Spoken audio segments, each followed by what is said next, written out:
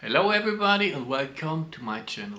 Today I'm sitting in front of a very special concert grand piano from the 1870s. It is a Erard grand piano, and I will tell you something about the technique of this piano, about the history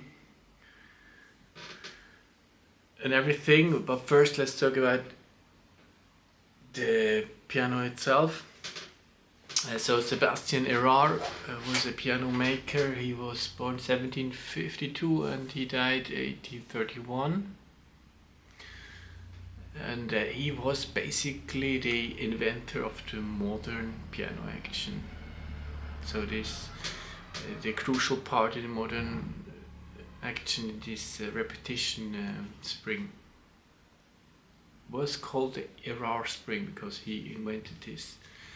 And the Erard mechanic is basically the same as used today, and he produced this in the early 1900s. So this was at this time the best piano, at least technically. And so this explains also why many great musicians at this time, they had an Erard, they played on an Erard, as Beethoven.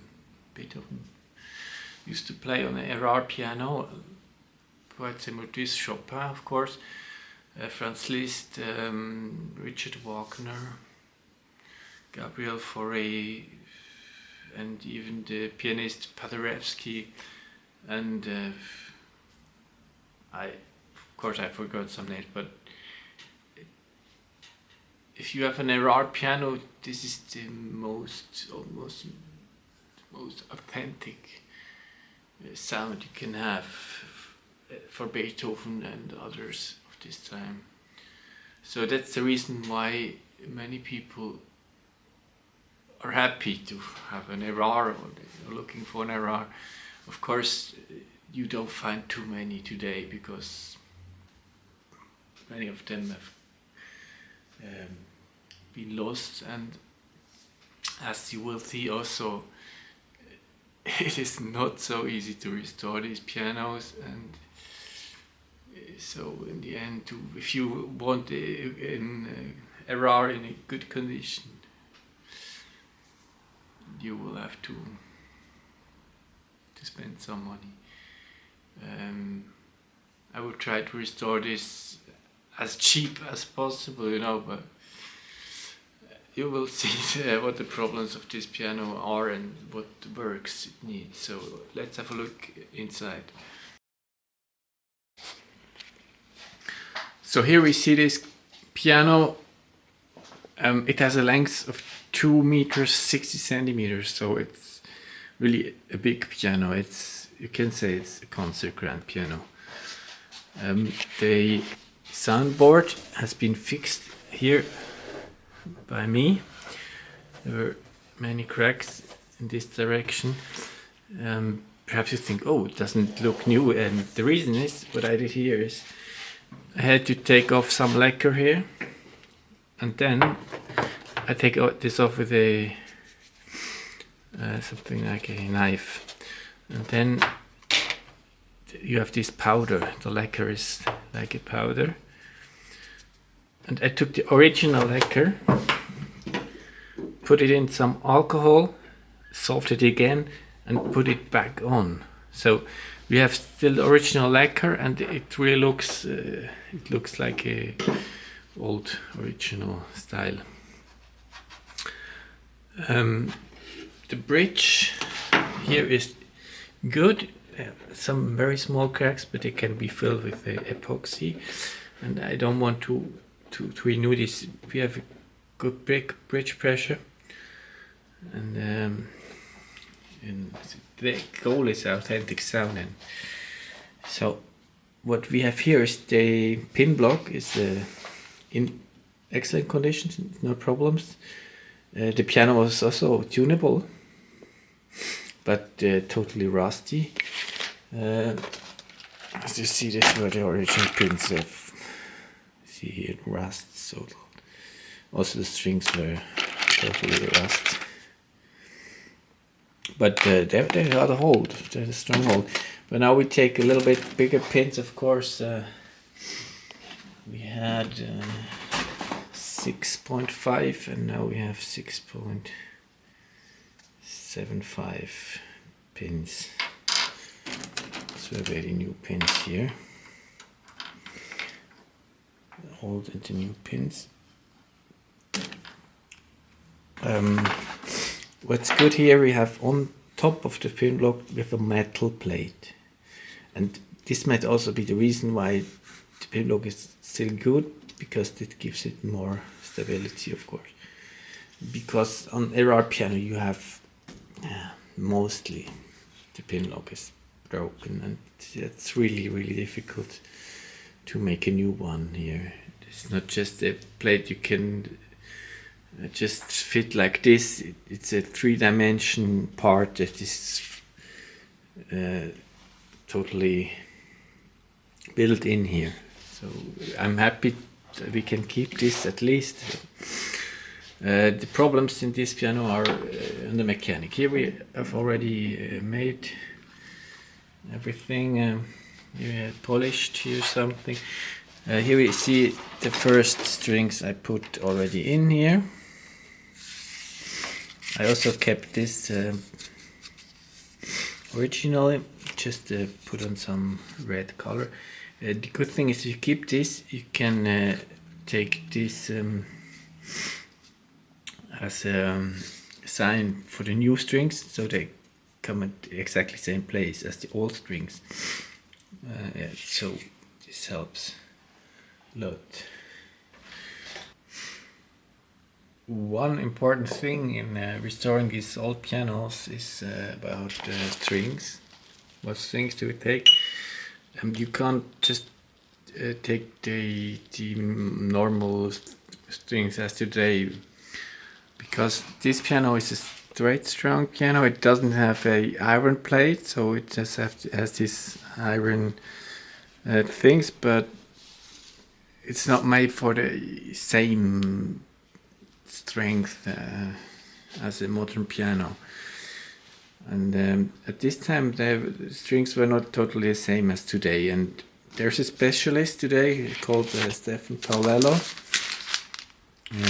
He makes different types of strings. Here we have type O, type M, type 1, type 2, and he did a lot of research in string making, and so he gave me this option here. He made a calculation about this piano, and he tries to make it as the original. He did some improvement if he sees, okay, it could be probably better made, but basically it's the original kind of stringing. You see the type M, type 1, type O, and here the thickness of the string he recommends. And so I bought a whole set of his special strings, so that's what I'm gonna do here, and I think this is the most original and also best possible result. The bass strings also new, made by Heller, and there I just sent him the original measurements, and we will know what to do. Here we see the mechanic, and one special thing about this piano is we have the full 88 keys. Most pianos this time has 85 keys, so to the A, and this one has 88 to the C. So this is fully usable for any kind of concert. Here we have the mechanic. You see the repetition as on a new piano. I'll find here one, you can see it. Repetition means if you release the key, here we see it, the others are not regulated. We push the key, and when I release the key, when I release it, the hammer goes up. Bam. See it? So there's a spring, this spring here, that pushes the lever back. And that's the reason why it has a very nice repetition. It goes really fast. Another important thing for modern mechanics is the leverage. We have here about 1 centimeter here. And this way here we have about 5 centimeters. So we have 1 to 5. We have an acceleration here. And this gives you the possibility to have a great dynamic, to play soft and also very loud. And the so-called hammer mechanic, the Viennese mechanic, they have a very bad ratio, so you can't really bring out the dynamic. So this is basically a modern action. The only thing we see here, the back check is here in between. You see, in a modern action, this is on the back side here. I just show you this. So here we have a modern action. And what I mean is the hammer is stopped here on the back side. But here we see this spring. It's like the Erard spring. This is the same principle. Also here, lever. So basically it's the same, but as you see in a modern action, the damper comes from above the string and it goes down with its own weight. There's no spring pressing time, it's just the weight of the whole construction that makes the string silent. And I just show you the damper of the Erard. Here we see the damping mechanism of this Erard piano, and here we see also big work to do.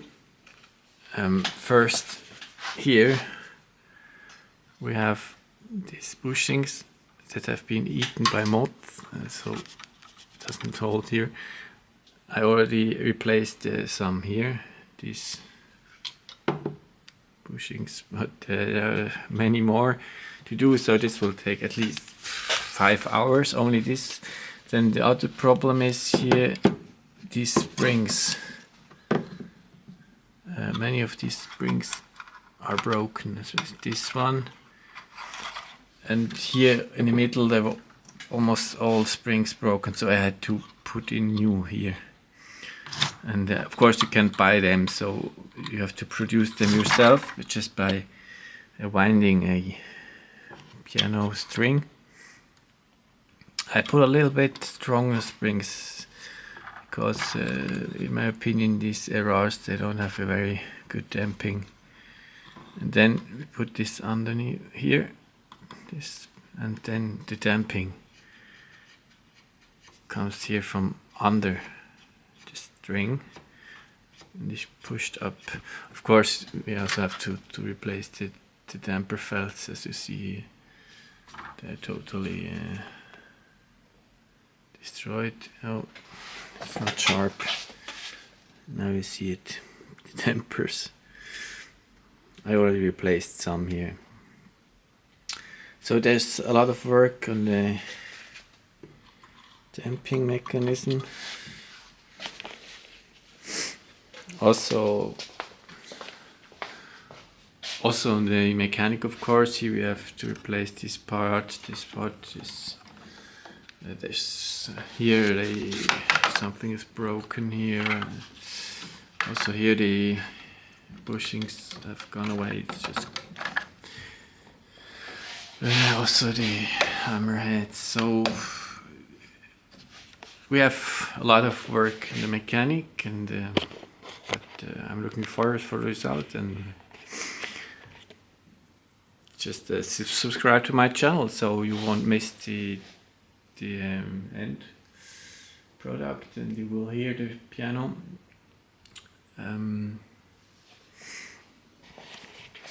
It will take, of course, some weeks.